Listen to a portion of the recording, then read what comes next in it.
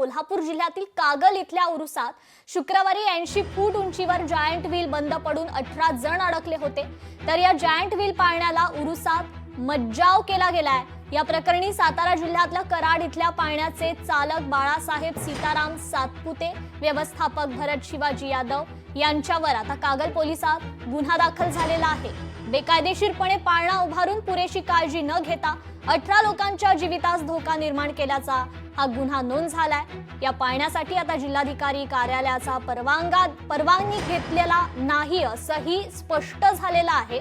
कोल्हापूरच्या कागलमध्ये giant wheel अडकल्याचं हे प्रकरण 18 जण यात अडकले होते। तर त्याच संदर्भात आता हा पाळणा चालक आणि व्यवस्थापक या दोघांवर देखील गुन्हा दाखल झालेला आहे।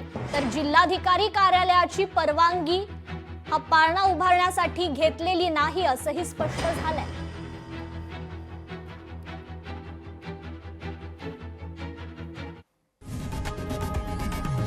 लोकशाही मराठी ऐका, पहा, जागरूक रहा।